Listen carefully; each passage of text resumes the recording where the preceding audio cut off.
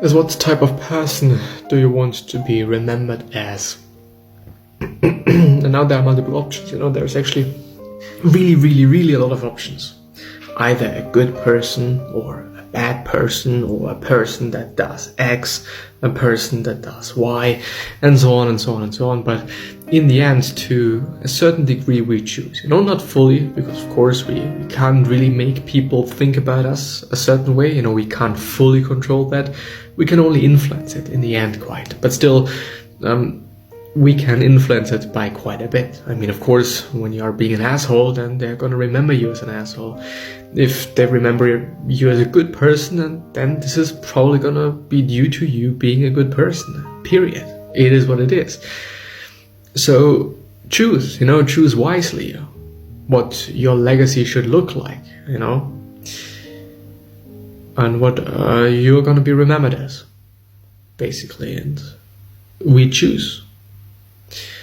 And I would rather choose to be remembered as a good person, as a person that did something amazing, something amazingly good for other people. And of course, being wealthy and rich and famous and whatnot, this is cool and great and whatnot, and I understand that. And I would also like to be in these positions, or in certain positions.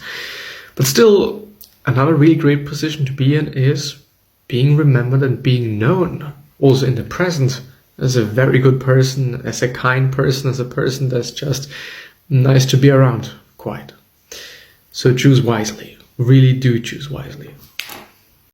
We're living in a world full of stories that really often, and well, actually most often, we're telling ourselves. Those stories that, sometimes begin with I am a smoker, I am an angry person, I am whatever.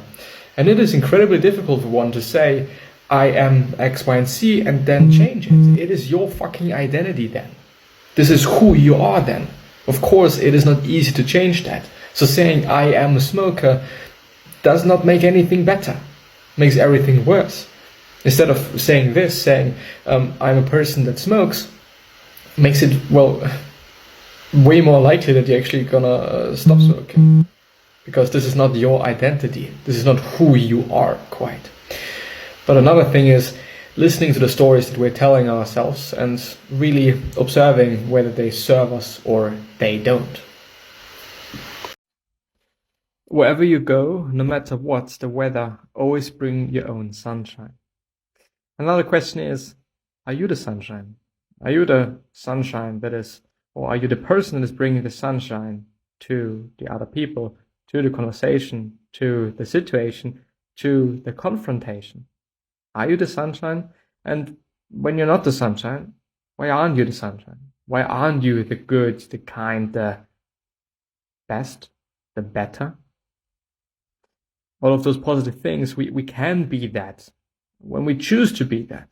But sometimes, for whatever reason, we choose not to be the sunshine. Of course, sometimes it is work, and of course, sometimes it is bad, but always try to be the sunshine. Leave a conversation better than, or actually a person, than you've met this person. Or met before, you know what I mean. What is in it for them? The person that you're talking to, the person that you're asking for a favor, what is in it for them? What can you give them back? If you're asking for a favor, why should they say yes if they do not get anything back? For example, when I'm writing an email because I do want to have an internship, of course I'm going to tell them what I can provide for the business. I'm going to write them or email them or whatnot, or call them, whatever it may be.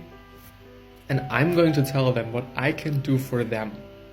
Even if I want to have this internship, even if I want to have something else from them, I'm going to tell them what I can give them back for what they do for me and what they can give me. This just really makes sense, but nobody does that. But I think it is crucial for success, especially when it comes to, cold calling, cold emailing, and just asking for favors, people that you completely don't know. It's been 5 days since the last post, which is a bit of a fucked up thing, but I do want to talk about the fact that we're having 2 ears but only 1 mouth. And what does that mean? Well, it means you should fucking listen. You should listen more than you're talking. And you should be genuine about that. It's not about faking that you're interested in somebody, but you should really just be interested in somebody, the person that you're talking to, the person, well, basically that you're listening to. Be genuinely interested. For me, it's not about, okay, how can you make people like you and whatnot. This is a great side effect, but just so many people are only talking about themselves, talking about what they have achieved, and so on and so forth. But in the end, when you're talking to somebody, it's not really about you. It shouldn't be about you. Of course, it depends on the conversation, but think about the other person. Listen to the other person. The other person is more important at this point in time than you.